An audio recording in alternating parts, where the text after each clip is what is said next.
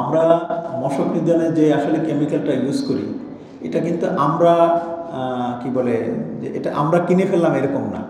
আমাদের এখানে একটি বিশেষজ্ঞ কমিটি আছে, সেখানে ঢাকা বিশ্ববিদ্যালয়ের প্রাণীবিদ্যা বিভাগের 3 জন প্রফেসর আছেন, ওনারা এ বিষয়ে বিশেষজ্ঞ। এই বিশেষজ্ঞ কমিটির মিটিং করে ওনারা যে ঔষধটা আমাদেরকে রিকমেন্ড করেন আমরা ওটি কিনি, ওই ঔষধই আমরা কিনি।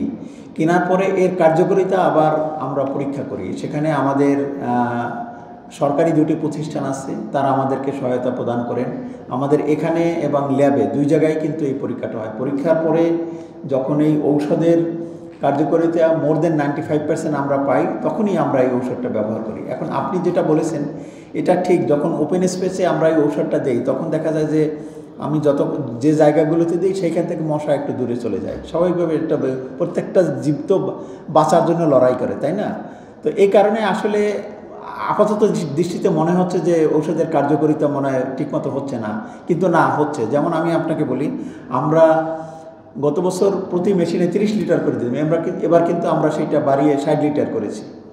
তো এখন আমি যদি আপনার ডেঙ্গুর কথা আপনি বলেন, গত বছরের সাথে এবছরের যদি তুলনামূলক চিত্রটা আপনি দেখেন, তাহলে কিন্তু গত বছরের তুলনায় এই যে ডেঙ্গু সংক্রমণের হার এবং মৃত্যুর হার এটা কিন্তু খুবই কম গত বছরের তুলনায়। তো আমরা মনে করি যে এটি কার্যকর হচ্ছে। তবে হ্যাঁ, এই ঔষধের বিষয়ে আমরা আবার আগামী বছর যখন ঔষধ কিনবো তখন আমাদের এই বিশেষজ্ঞ কমিটি তাদেরকে নিয়ে মিটিং করব। তারা যদি মনে করেন যে এই ঔষধটাই কন্টিনিউ করা উচিত তাহলে আমরা করব, আর যদি তারা ভিন্ন কোনো ঔষধ সাজেস্ট করে আমাদেরকে তাহলে আমরা সেটা, কারণ বিশেষজ্ঞ মতামত ছাড়া আমরা এই ঔষধ কখনো কিনি না। আর দ্বিতীয় যে প্রশ্নটি আপনি করেছেন যে স্বাস্থ্যসেবা, আসলে স্বাস্থ্যসেবা দেওয়ার জন্য আসলে আমাদের সরকারের একটি নির্ধারিত মন্ত্রণালয় আছে, স্বাস্থ্য মন্ত্রণালয়। তাদের যেমন সরকারি অনেকগুলো হসপিটাল আছে, প্রাইভেট ক্লিনিক আছে, তারাও দেয়। কিন্তু আমরা সিটি কর্পোরেশন থেকে যে স্বাস্থ্যসেবাটা দিয়ে থাকি এটা সম্পূর্ণই আসলে প্রাথমিক স্বাস্থ্যসেবা।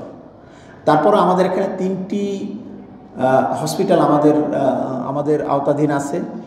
এবং আপনারা জানেন যে সরকারের একটি বড় প্রকল্প ছিল urban primary health care project, যেটা আমাদের এই দক্ষিণ সিটি কর্পোরেশনে চলমান ছিল।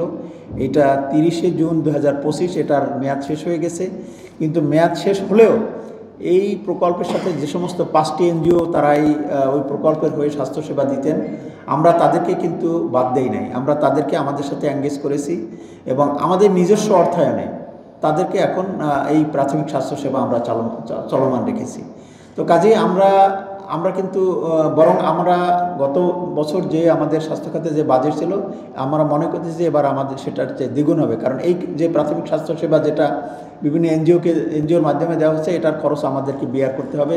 সেকেন্ড থিং, আমাদের যে মহানগর হসপিটাল সহ অন্যান্য জায়গাগুলোতে আমরা কিন্তু নতুন করে বেশ কিছু কার্যক্রম হাতে নিয়েছি, এগুলোর জন্য আমাদের নতুন বাজেট দিতে হবে। কাজে আমরা এ কারণে আমাদের স্বাস্থ্যখাতে যে কোনো সময়ের পূর্বের যে কোনো সময়ের তুলনায় এবার আমাদের খরচ বেশি হবে। ধন্যবাদ আপনাকে।